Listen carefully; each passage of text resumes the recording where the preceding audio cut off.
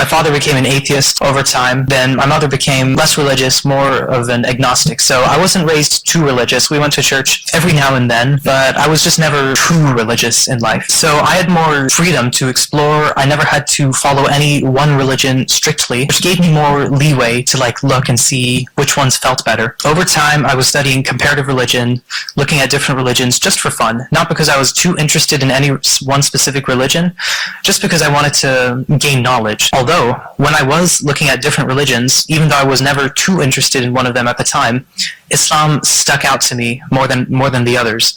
Because to me, it seemed very peaceful, welcoming, and straightforward. So when I first opened the Quran online, I started reading the first few surahs and warmed my heart up very much. It's a feeling that I've never felt before. It's something that, no book, nothing could ever make me feel. It's something so special about this book that I decided I had to keep studying, because this isn't something that happens to people all the time. Over time, I started reading the Quran, I started asking questions, started just generally researching online since it was still COVID, everyone was locked in their houses. And around the age of 11 to 12, I started getting more deep into Islam and started studying the actual aspects and jurisprudence, what are the rulings of different things, etc., etc.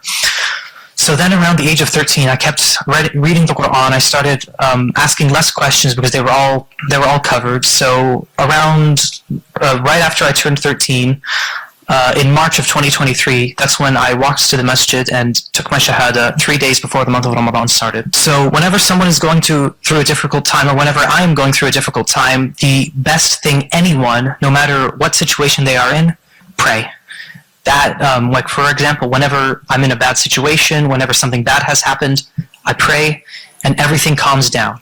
If something really bad is happening, pray, make dua, ask Allah subhanahu wa ta'ala for anything you need with sincerity, and Allah will fix your problem. And even while the problem is happening, pray. It'll make you much more calm. There's a lot of things. It's very hard to put one, but if I would have to if I would have to put one specific thing, I would say it's dedication.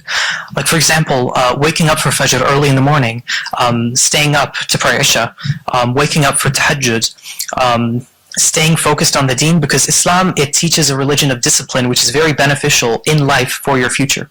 I think the one thing that inspires me is the Sunnah. That is, whenever I'm confused about something, whenever I am unsure how to live life, even if it is the smallest aspects, I always go to the Sunnah. I see what our beloved Prophet Muhammad sallallahu alaihi wasallam did. I think that's a very smart intellectual question, and I believe it does not affect just adults.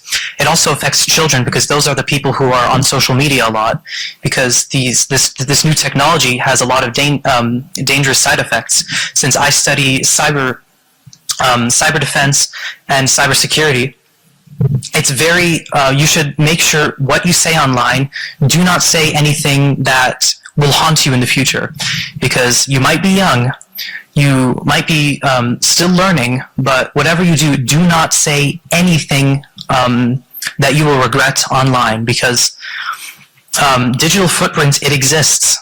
Someone who studies, for example, the intelligence community, they're smart. They use technology in a very advanced way. So I think the best thing someone could do is don't say anything that they'll regret online, and they should be careful what they say, careful with their cybersecurity.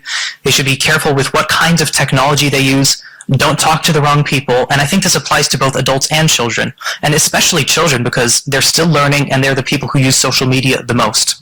Yes, absolutely. For example, on social media apps like TikTok, Instagram, Facebook, Twitter, they all have a built-in algorithm. However, the algorithm sees what videos you watch more, what videos you like more, what videos you search. So if you were to search up Islamic videos, for example, or follow people who give Islamic content, the algorithm will switch to an Islamic algorithm in less than a day. So I would say that's the best thing, rather than wasting time scrolling on social media, looking at things that do not benefit you. It would be very easy just for one day, look up Islamic things on social media. Your algorithm will change in a day. You will gain knowledge, and it will be very beneficial for your future.